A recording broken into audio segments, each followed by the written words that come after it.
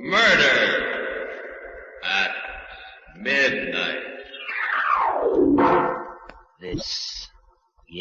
This is the place for it. Deep down under the city, under the earth.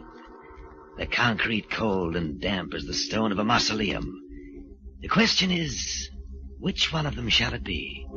You, sir? You with the gray hair and the briefcase. Allow me to introduce myself. I am Death.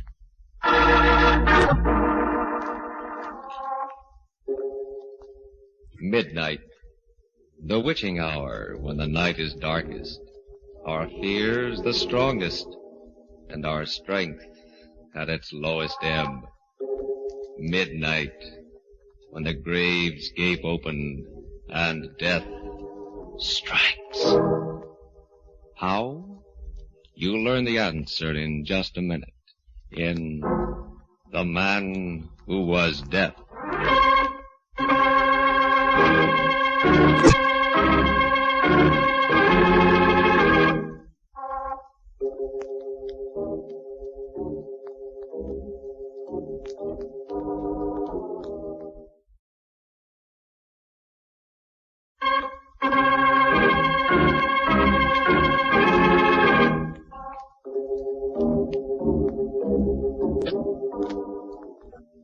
And now, Murder at Midnight. Tales of mystery and terror by masters of the macabre. Our story by Robert Newman is The Man Who Was Death.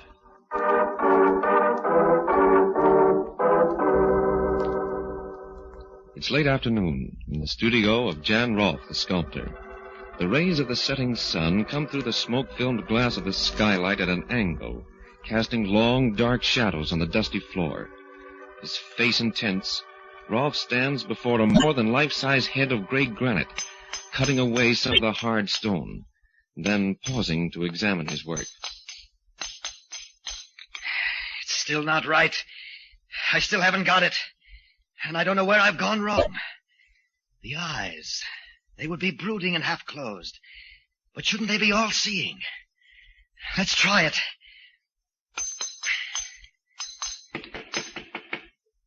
Who's that? Who's there? It's Aline, Mr. Rolfe. Aline Moffat. Aline? Oh, yes.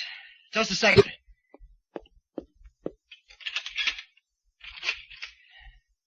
What is it, Aline? I told you I wouldn't be able to get here until late, Mr. Rolfe, that I was going to be modeling for Clayton in the early afternoon, but you said it didn't matter. Oh, yes, I forgot. If you don't need me, don't feel like working. No, it's all right. Maybe it would help if I worked on something else for a change. Come on in. Something else?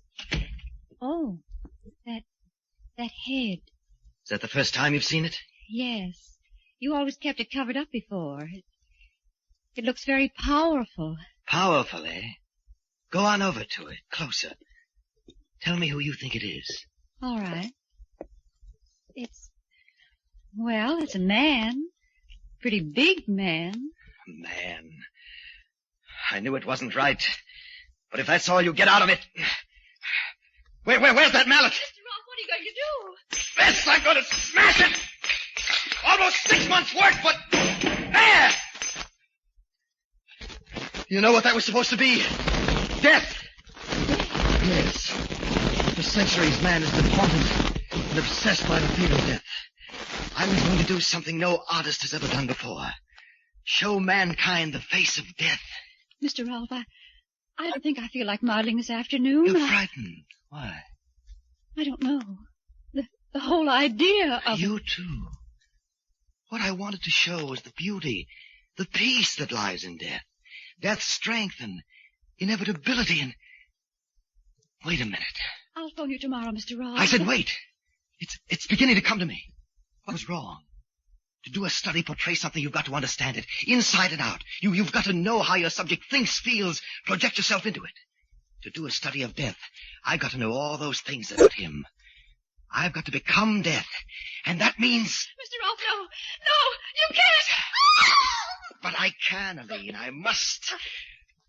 How can I understand death, become death, if I don't kill?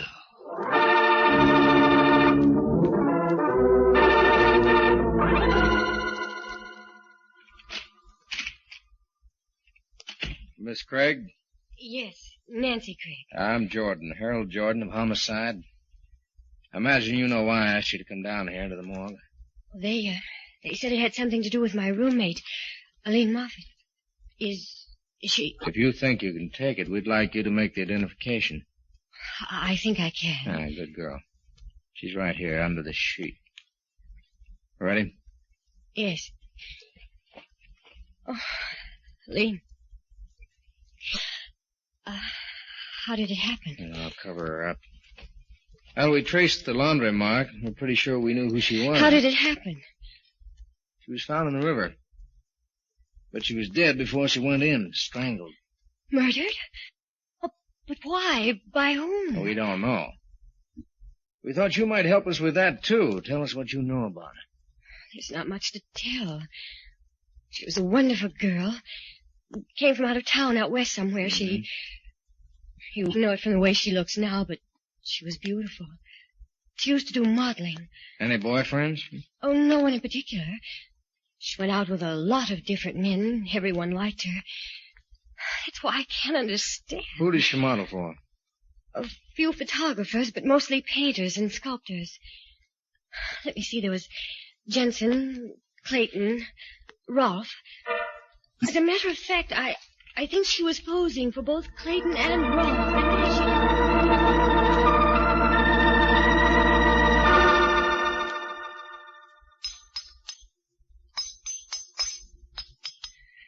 Better this time, much better.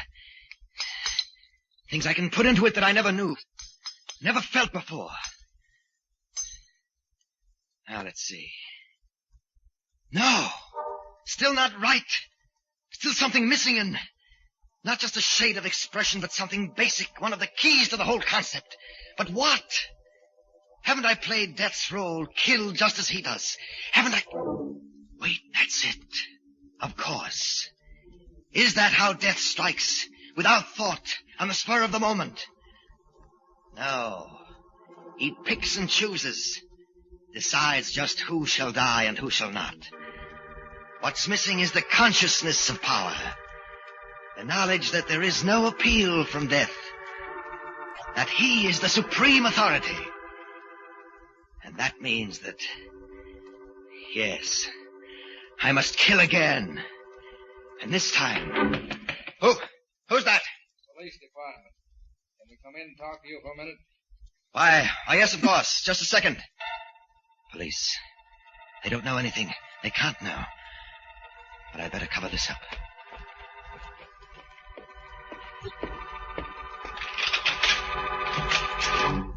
Mr. Rolfe? Yes.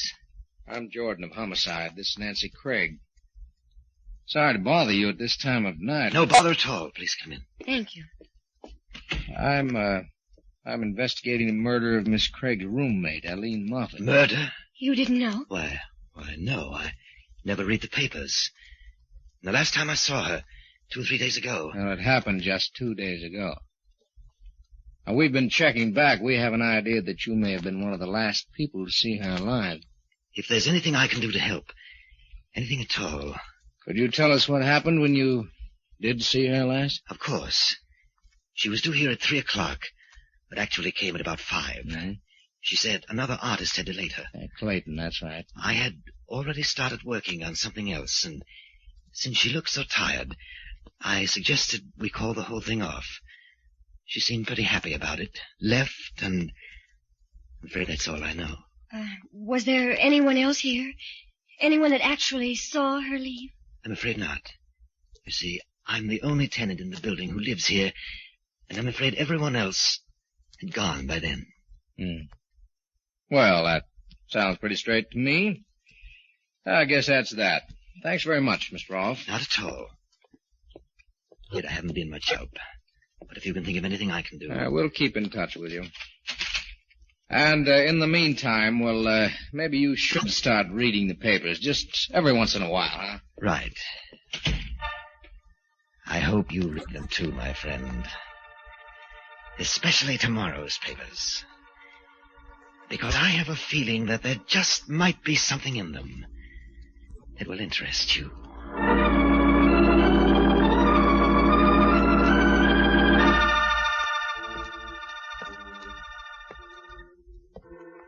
Night. And a fine small rain. Yes, this is how he would move. Walking slowly through the darkness. Searching. Weighing. Selecting his victim. I beg your pardon, What? sir. But could you tell me if that's the uptown subway over there? Why, yes. I believe it is. Thank you. Thank you very much. Not at all. Subway. What better place to make my choice than there? Deep under the earth.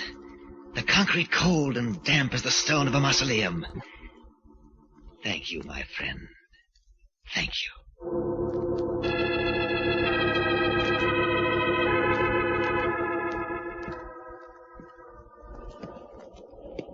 Yes, this is it. This is the place. The tunnel dark as a yawning grave. The platform edge like the verge of infinity. And this is how he must feel. Studying. Selecting. Which one of you shall it be? You, madam, with the worn coat and the draggled hat. Why are you looking at me like that? Do you know what's in my mind? Don't be afraid. It won't be you. You, young man, with the books and the glasses? No. Then what about... Yes. Down there at the end of the platform, my friend who suggested this. My prosperous-looking friend with the gray hair and the briefcase. Don't look up at the track so impatiently. A train is coming. But so am I. Good evening. I beg your pardon, sir, but I'm afraid... Oh, I didn't recognize you at first. Why, you're the chap... Directed you down here, yes. But I felt that you should know exactly who it was you spoke to. Allow me to introduce myself. I am dead. What? What do you mean? What are you doing to me? Let go! Let go!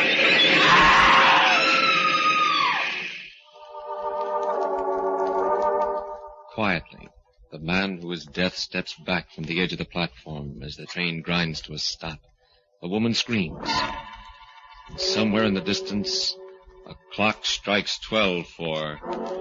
Murder at midnight.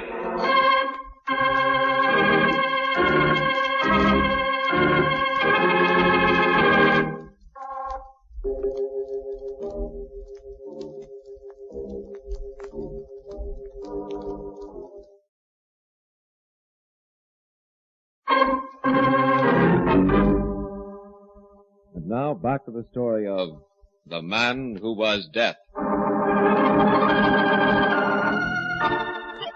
It's late the next afternoon, and Jordan is alone in his bare cubbyhole in police headquarters when there is a knock on the door. Come. Hello, Mr. Jordan. Oh, hello, Nancy. You don't seem very happy to see me. I am and I'm not.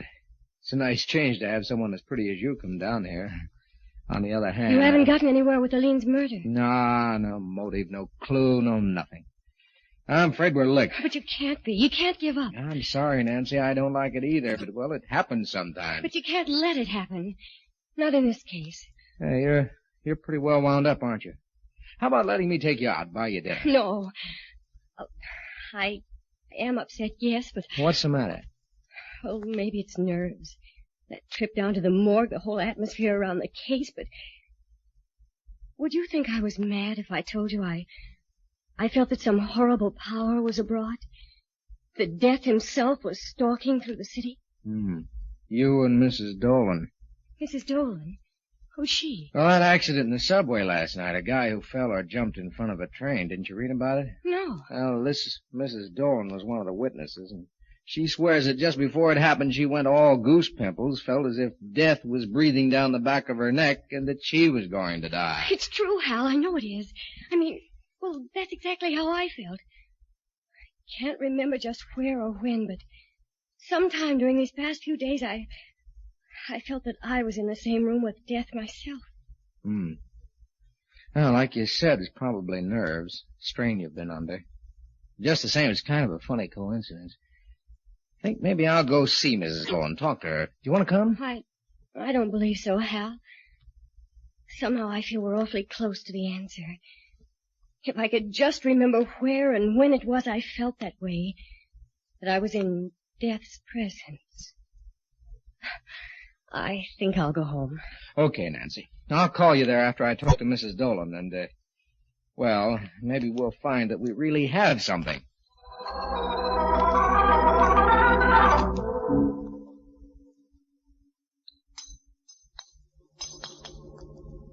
Now, just a little more off the cheekbones.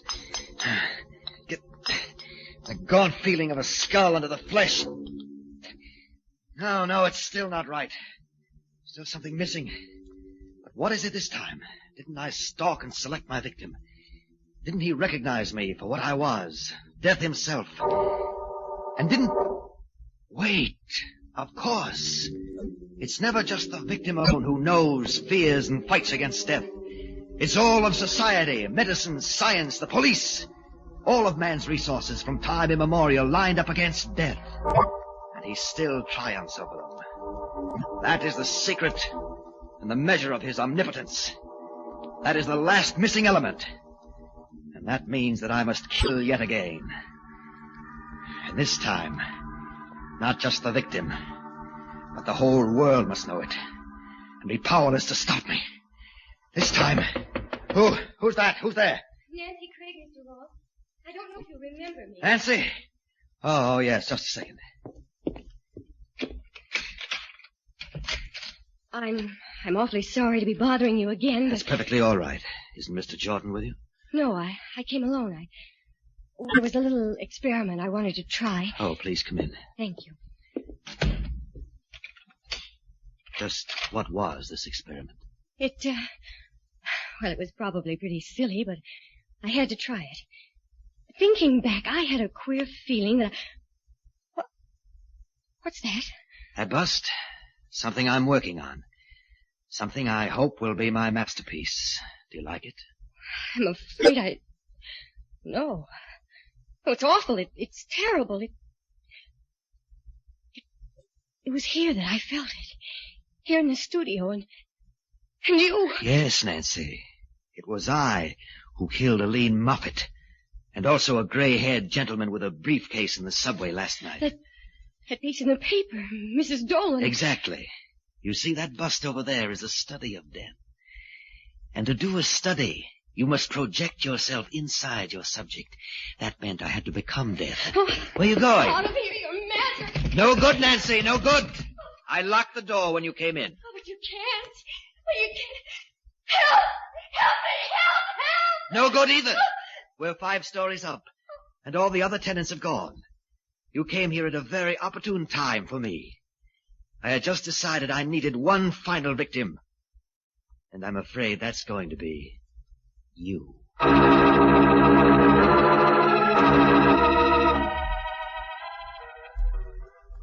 Never forget it, Mr. Jordan. It was pretty late, about 12 o'clock, and it was raining. There were only a couple of people on the subway platform, 3 or 4, and I was standing by myself, not about anything in particular, when suddenly this feeling came over me. What kind of a feeling? Oh, a feeling that this was the end. A feeling that death was standing there, right close behind me. I got so weak and shaky that I thought I was going to faint. I shut my eyes and leaned against one of the posts, and that's how it was that I didn't actually see the accident. Mm-hmm. Well, did you turn around when you had that funny feeling? Did you notice whether there actually was anyone standing behind you? I did. There was just a young fellow with glasses, and another man, kind of strange looking, now that I think of it. Strange? How? He was about 35 or 40, pretty big. I guess it was his hair. He wasn't wearing any hat, and, well, he was almost white and very long and bushy. What? Did he have a thin face, gaunt and deep-set eyes? Why, yes, I think he did have. Do you know him? I'm not sure. If I do, then I may know a lot of other things, too. Good Lord. Nancy. What? I've got to get out of here.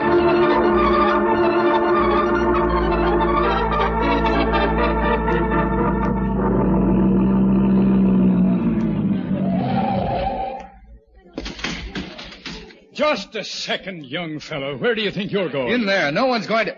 Hanrahan. Oh, there you are, Jordan. Where the blazes have you been? What do you mean? What's going on? A devil of a business. A lunatic in the top-floor studio there. He phoned headquarters, asked for you, said that he had a girl there that he was going to murder. Said that he wanted us to know, even though there was nothing we could do to stop him. We thought it was a gag at first. Well, what are you doing about it? Everything that can be done. I've got men all around the building. Up in the roof across the street, outside his door. Can't you break down the door? Sure, and finish her off quick.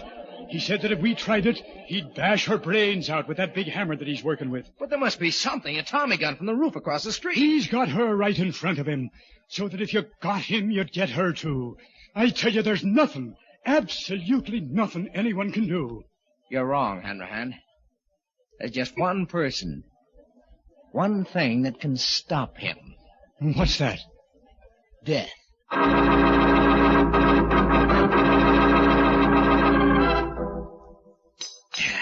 Oh. You're getting impatient, my dear. Oh, why are you doing this? You know you can't get away with it, you know. Get away with it. You think I care? That it matters to me whether I live or die when I finish this? I'll never be able to surpass this, but neither will anyone else. I know now how death must feel. And I've caught it forever, for all men to see in stone. Yes, friend Rolf, you have. And you've made me very proud. What? Who's that? You don't know? Even though I've been on your mind for months now? Even though you're just finishing my portrait? You? Where are you? Where would I be? Everywhere. Outside in the hall. Down in the street. Here in the studio with you. Can you be seen? I must see you. I must. Very well. Walk this way. Over towards the door. A little further. Little further. All right, here I am, Rolf. Maybe I don't look the way you thought I would. Jordan! Yes. Now drop that mallet and get your hands up. It was you, and I thought... Get him up, Rolf, I said. I'll okay, if that's the way you want it. Help! It's okay, baby. It's all over now. Have you loose in a minute? Jordan, are you all right? Yes, break the door down if you want to come in. I'm busy. Oh, you got him. But how? Well, I talked to him through the vent pipe from up on the roof. I figured that if he was crazy enough to do all the things he did do, he might be crazy enough to believe death could pay him a visit. When I'd lured him far enough away from Nancy here, I jumped to the skylight. Hal, look.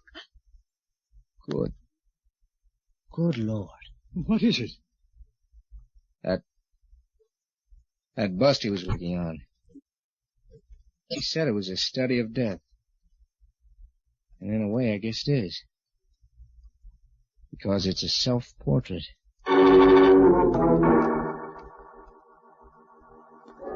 Two men and a girl, staring down at the body of the dead sculptor, lying next to his weird masterpiece.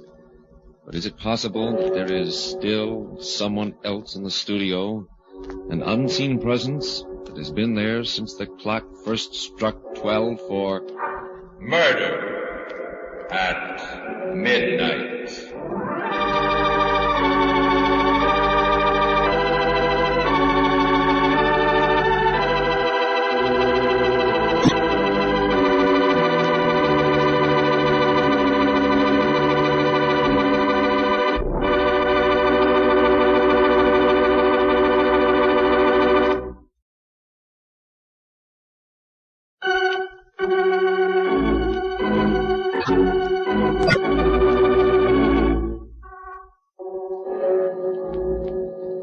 remember to be with us again when death walks through the darkened streets while the clocks strike 12 for Murder at Midnight.